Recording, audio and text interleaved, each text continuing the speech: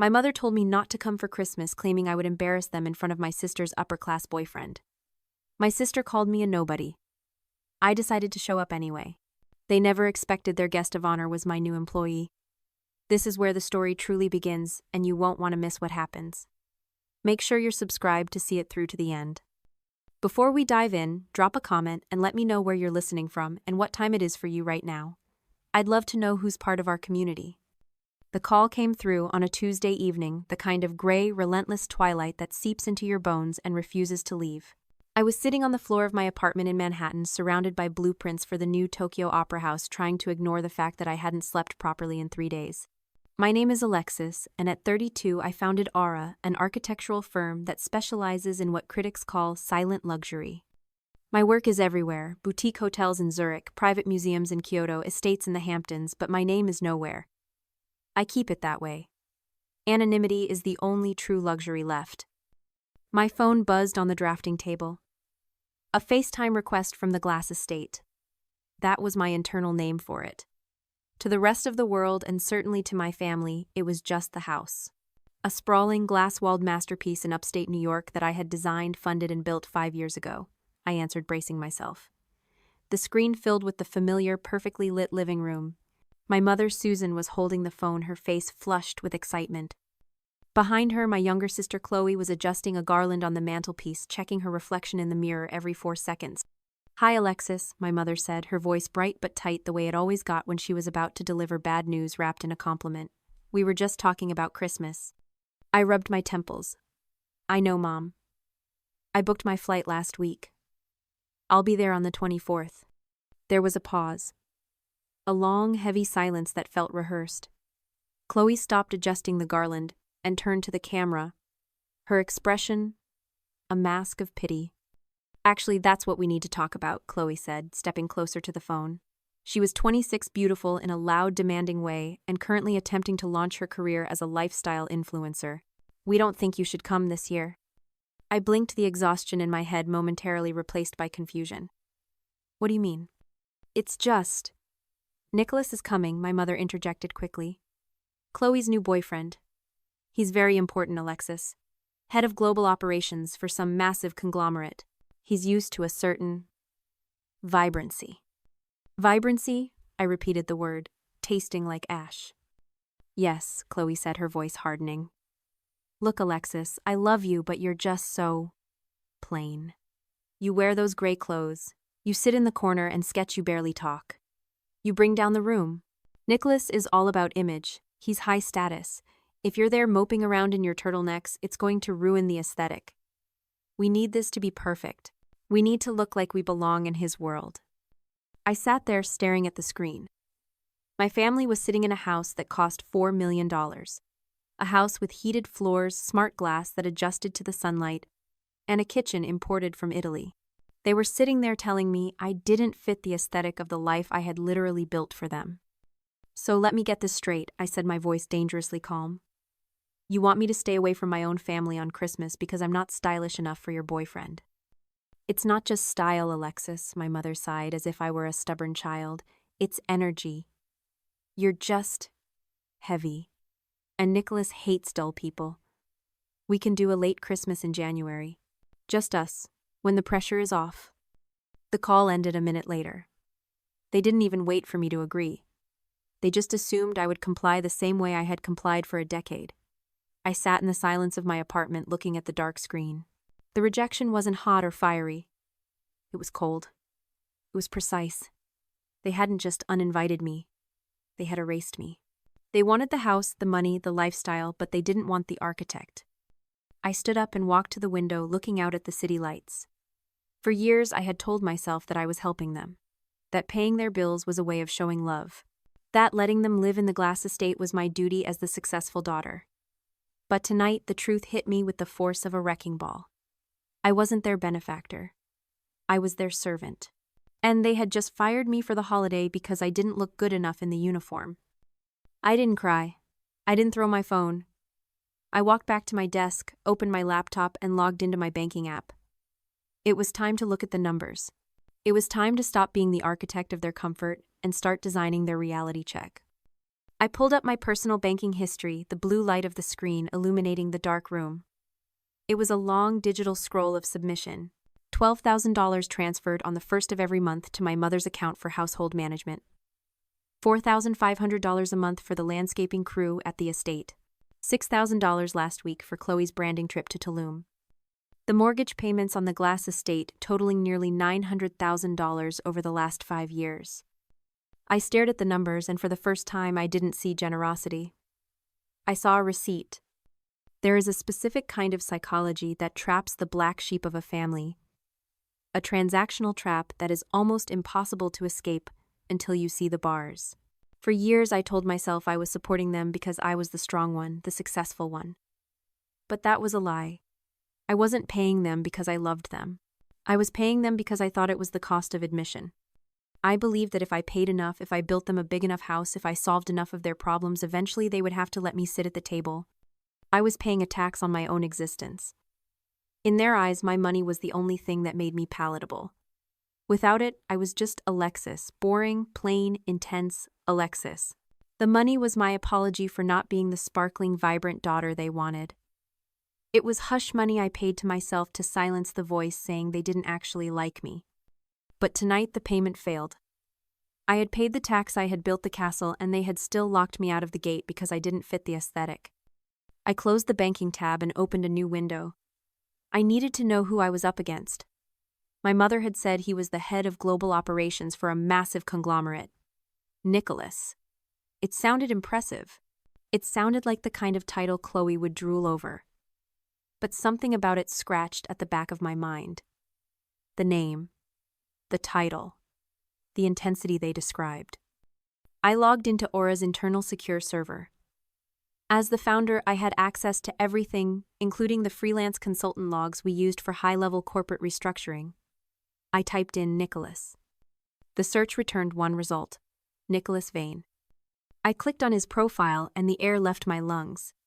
He wasn't the head of global operations for some random conglomerate. He was the external auditor I had personally approved 2 months ago. I had hired him to do a forensic sweep of Aura's charitable trusts. The specific financial vehicles I used to funnel money to my family without tax complications. I read his preliminary notes in the file. He had flagged a series of suspicious high-volume outflows to a property in upstate New York. He had labeled the recipients, my parents and Chloe, as potential grifters or legacy liabilities. The irony was so sharp it almost cut. Nicholas didn't know those grifters were my family, because I had different last names on the trust documents to protect my privacy. He thought he was dating a wealthy socialite named Chloe. He had no idea she was living in a house funded by the very company he was auditing. He was going there to impress her, thinking she was old money, while simultaneously building a case to cut off her funding. He was the wolf they had invited to dinner, thinking he was a sheepdog. I picked up my phone and dialed the head of my legal team. It was nearly midnight, but he answered on the first ring. "David," I said, my voice steady and cold. "I need you to pull a full forensic accounting of the Sterling Family Trust. Every cent, every flight, every dental bill, every branding expense. Tonight, Miss Sterling," David asked, sleep heavy in his voice. "Tonight. And David, I want it physical. Print it out. Bind it in leather. Notarize every page. I need a physical representation of the last decade of my life." "Understood. What is this for?" "It's a Christmas gift," I said. "I'm going to show them exactly what their aesthetic costs." I hung up and looked at the flight confirmation on my screen. I wasn't just going to show up. I was going to bring the audit to their doorstep. Christmas morning broke over the mountains with a silence that felt heavy like a held breath. I woke up in the suite of the boutique ski lodge I had booked 5 miles from the estate. The light filtering through the curtains was pale and sharp, reflecting off the fresh snow outside. I didn't rush. I didn't pace. I moved with the slow, deliberate rhythm of someone who has already seen the end of the movie. I took a shower, letting the hot water wash away the last traces of the sister who used to beg for approval. When I stepped out, I didn't reach for a festive sweater or something colorful to appease Chloe's demand for vibrancy. I dressed in armor. I chose a monolithic charcoal gray wool coat with a high-collar tailored trousers that fell in a perfect sharp line and boots that clicked with authority on the floor. My hair was pulled back severe and precise. No jewelry, no makeup to soften the edges. If they thought I was too plain, too intense, too much of a buzzkill, I was going to give them exactly that. I wasn't coming as a guest, I was coming as the architect. At 11 o'clock, my phone buzzed. My black car service was downstairs. I picked up the leather-bound gift bag containing the notarized ledger. It was heavy in my hand, a physical weight of truth that I was about to drop into their fragile little fantasy. I walked out of the suite and didn't look back. The drive to the estate was surreal. The world outside was a blur of white and gray, peaceful and still. Inside the car, however, my phone was screaming. I had taken it off silent, placing it on the leather seat beside me so I could watch the notifications roll in. It started with a text from my mother at 11:15. "Alexis, please tell me you stayed in the city. Nicholas is awake. We are having mimosas. It is perfect. Don't ruin this." Then Chloe, 2 minutes later. "I swear to God, Alexis, if you show up, I will never forgive you. We told him you're sick. We told him you're in quarantine. Do not make a scene. You are so selfish." Then my father. "Stay away. We don't want you here." I watched the messages pop up one after another, a digital pulse of panic. They weren't texting me because they missed me. They were texting because they were terrified. They knew deep down that their entire performance was held together by Scotch tape and my money. They knew that if I walked through that door, the reality of who paid for the heating, the wine, and the roof over their heads would shatter the illusion they were selling to Nicholas. They were right to be scared. I didn't reply. Silence is a weapon that insecure people cannot handle. By not answering, I let their own imaginations torture them. Were they safe? Was I coming? Was I miles away? Or was I just around the bend? The car turned off the main road and onto the private access lane I had paved 3 years ago. The tires crunched over the snow. Through the trees I saw it. The glass estate. It looked spectacular. The floor-to-ceiling windows glowed with warmth against the winter landscape. I could see the massive Christmas tree in the great room, the fire roaring in the stone hearth. It looked like a spread in a lifestyle magazine. It looked like old money. It looked like a lie. As we approached the main gate, I saw my father's sedan parked haphazardly near the garage, likely moved in a rush to make room for Nicholas's rental. "Where would you like me to park, ma'am?" the driver asked, slowing down as we neared the front entrance. I looked at the house. I could see movement inside. Figures pacing. The frantic energy of people trying to stage a play while the theater is burning down. "Right in front," I said, my voice calm. "Block them in." The driver nodded and pulled the sleek black car directly across the entrance of the circular driveway, effectively cutting off any easy exit for the other vehicles. It was a small, petty power move, but it felt necessary. I was establishing the geography of the conflict. The car stopped. The engine cut. I sat there for a moment looking at the front door. I took a deep breath, inhaling the cold, conditioned air of the car. My heart wasn't racing. My hands weren't shaking. I felt a strange, icy clarity. I picked up the heavy bag of receipts. The driver opened my door and the cold mountain air hit my face. I stepped out onto the driveway of the house I owned, ready to introduce myself to the people living in it. I didn't knock. You don't knock on a door you bought. I punched the security code into the keypad, a code I knew they hadn't changed because I was the one who set it up for them, and the heavy oak door swung open with a silent, expensive glide. The heat hit me first. It was a wall of engineered warmth smelling of pine needles, roasting sage, and the specific cloying scent of the Joe Malone candles my mother insisted on burning, $80 of wax, melting into the air I paid to heat. I stepped into the foyer. The house was quiet, but it wasn't a peaceful quiet. It was the tense, vibrating silence of a stage right before the curtain goes up. I walked past the coat rack, seeing a cashmere coat that definitely belonged to Nicholas draped over the bench. It was black wool and serious. It looked out of place next to my mother's beige puffer and Chloe's neon ski gear. I rounded the corner into the great room. They were arranged like furniture. It was almost impressive. My mother, Susan, was seated on the white linen sofa holding a crystal flute of mimosa. She was wearing a cream cable-knit sweater that I knew cost $400 because I saw the charge on the supplementary card last month. My father, Stephen, was standing by the fireplace, one hand in his pocket, swirling a glass of scotch, looking like he was posing for a Ralph Lauren ad. And then there was Chloe. She was standing in the center of the room, bathed in the light from the 20-foot windows I had designed to capture the morning Sunday. She was wearing a silk slip dress in a shade of champagne that was entirely inappropriate for a snowy morning in the mountains but perfect for Instagram. She was laughing a high, tinkling, artificial sound that grated against the glass walls. She was tilting her head, checking her angles, performing radiating joy. And in the corner by the far window was Nicholas. His back was to the room. He was on a call, one hand pressing a phone to his ear, the other tucked into the pocket of his dark trousers. He was looking out at the snow, his posture rigid. He wasn't participating in the tableau. He was tolerating it. I stopped at the edge of the rug. The sound of my boots on the polished concrete floor cut through Chloe's laughter like a knife. Chloe stopped mid-giggle. Her eyes snapped to me. For a second, there was no recognition, just the annoyance of an interruption. And then, the reality settled in. Her face went from radiant to ash gray in a heartbeat. The champagne glass in her hand wobbled liquid sloshing over the rim onto the expensive rug. "Alexis," she whispered the word, escaping like a hiss of steam. My mother turned. Her eyes widened, popping with a mix of terror and fury. My father stiffened his knuckles, turning white on his glass. I didn't say anything.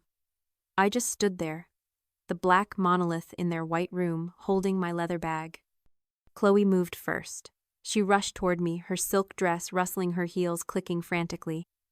She didn't look like a powerful influencer in that moment. She looked like a child who had broken a vase and was trying to hide the pieces before the parents came home.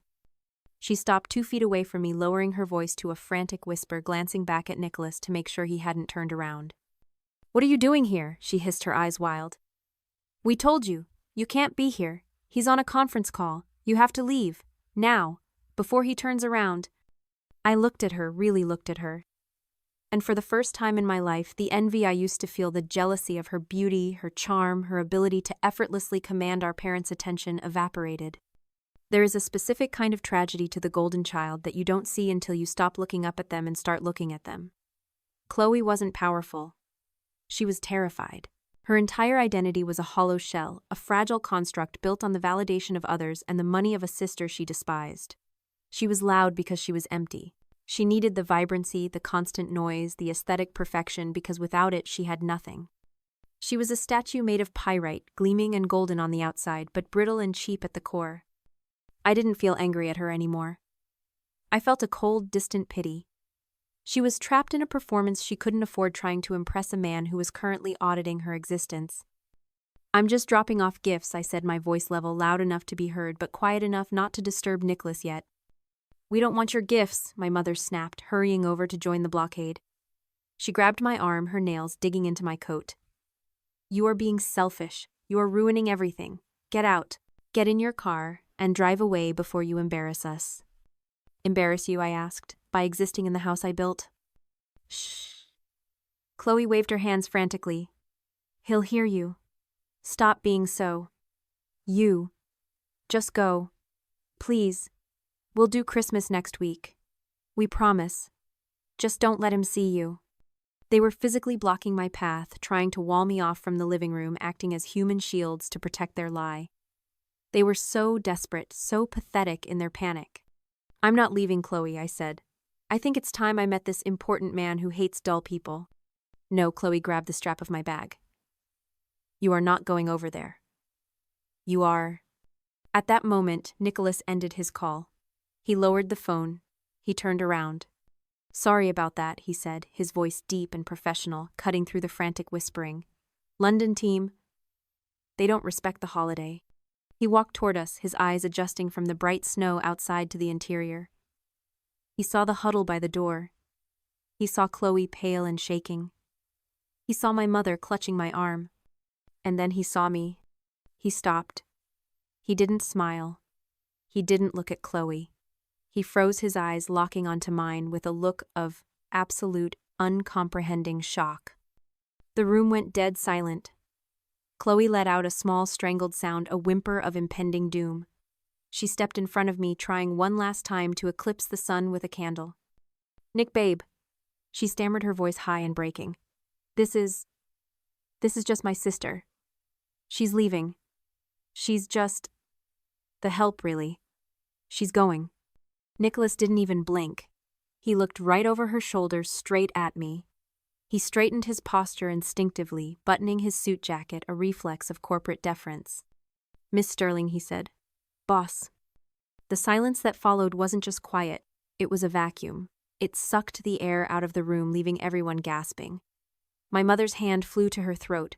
Chloe's mouth opened, but no sound came out. Boss Chloe finally squeaked the word, sounding ridiculous coming from her. She looked at Nicholas, then at me, then back at him, her eyes darting like a trapped animal. "Nick, honey, you're confused. This is Alexis. She's nobody. She just does drawings." Nicholas ignored her completely. He took a step toward me, his face pale. "Miss Sterling, I apologize. I had no idea. I didn't know you had a personal connection to this address." "I own this address, Nicholas," I said, my voice cutting through the tension like a scalpel. He blinked, his mind clearly racing, connecting dots that he should have seen weeks ago. He looked at the house, the glass walls, the specific architectural lines that screamed my signature style, and then he looked at my family. And then the realization hit him. He pulled a phone from his pocket, tapping the screen with shaking fingers. "Wait. The Sterling Trust. The external drain I flagged in the audit last week. The $12,000 a month for lifestyle maintenance, the landscaping fees, the branding trips." He looked up at my father, his expression shifting from confusion to professional disgust. "You're the liabilities." "Excuse me," my father sputtered, trying to regain some semblance of authority, though he was still clutching his scotch like a lifeline. "I am Stephen Sterling. This is my estate." "This is a line item," Nicholas corrected him, his voice cold. He wasn't talking to a potential father-in-law anymore. He was talking to a financial discrepancy. "I spent the last month auditing these accounts. I assumed the recipients were distant charity cases or some kind of legacy grifters defrauding the firm.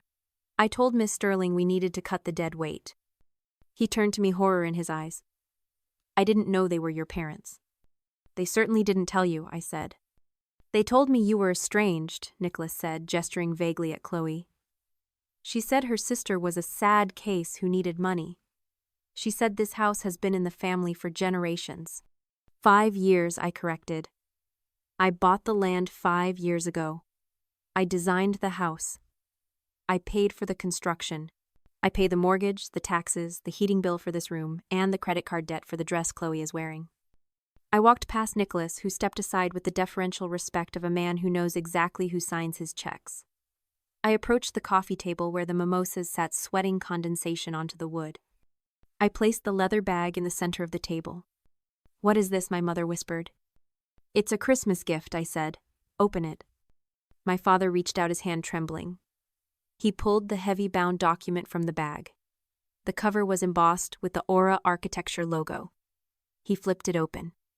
It wasn't a check, it was a ledger. $400,000 in 3 years. Every flight upgrade. Every spa weekend. Every time I bailed them out and they didn't say thank you. "You wanted to talk about value," I said, looking at Chloe, whose face was now streaked with mascara tears. "You wanted to talk about aesthetic. You called me plain. You called me boring. You uninvited me from my own house because I didn't fit the image you were trying to sell to my employee." I pointed at the ledger. "That is the cost of your image. You aren't rich, Chloe. You're expensive. And I'm done paying the bill." "Alexis, please," my mother started, her voice cracking. "We didn't mean—" "I sold the house," I said. The room went deadly still. "What?" my father whispered. "I sold it yesterday. To a developer in the city. He closes in 30 days. You have 1 month to vacate. The trust is frozen. The cards are canceled. The tax I paid to be part of this family is officially repealed." Chloe let out a sob and lunged for Nicholas's arm. "Nick, please, she's lying. Tell her she can't do this." Nicholas stepped back, physically recoiling from her touch. He looked at her, not with love, not even with anger, but with the cold, detached appraisal of an auditor looking at a bad investment. "Miss Sterling is the CEO," he said. "If she says the accounts are closed, they're closed." 6 months later, I stood on the balcony of a penthouse in Tokyo, watching the city blink awake in the twilight. The air smelled of rain and ozone, a sharp contrast to the cloying pine scent of the glass estate. The house sold in 30 days. The developer didn't care about the aesthetic or the memories. He cared about the land value. He bulldozed the structure 2 weeks after closing. I received the demolition notice via email. I didn't feel a phantom limb pain. I felt the satisfaction of a project brought to its logical conclusion. My parents moved into a 2-bedroom condo in a retirement community. It is sensible. It is affordable. It is vibrant, in the way a fluorescent-lit community center is vibrant. They have sent letters, angry ones, then pleading ones, then silent ones. I have a filter on my email that archives them automatically. I don't read them. I don't need to audit their regret. Chloe is working retail at a high-end boutique in the city. She posts less now. It turns out that maintaining an influencer lifestyle requires capital she no longer has. Nicholas told me she tried to contact him for a month, spinning stories about how I had manipulated the situation. He blocked her number after the second attempt. Nicholas is currently running our London office. We speak weekly on strategy calls. He never mentions my family. He treats me with the precise, terrified respect of a man who knows exactly what I am capable of when I stop being polite. I took a sip of my tea, looking out at the Tokyo skyline, a chaotic, beautiful mess of structure and light. There is a final architectural principle I have learned. One, they don't teach you in school. It's about load-bearing walls. For years, I thought my family was the foundation of my life, the thing holding me up. I thought that if I removed my support, I would be the one to collapse. But when I walked out that door, I didn't fall. I floated. Cutting them off wasn't an act of war. It wasn't revenge. It was the ultimate act of self-preservation.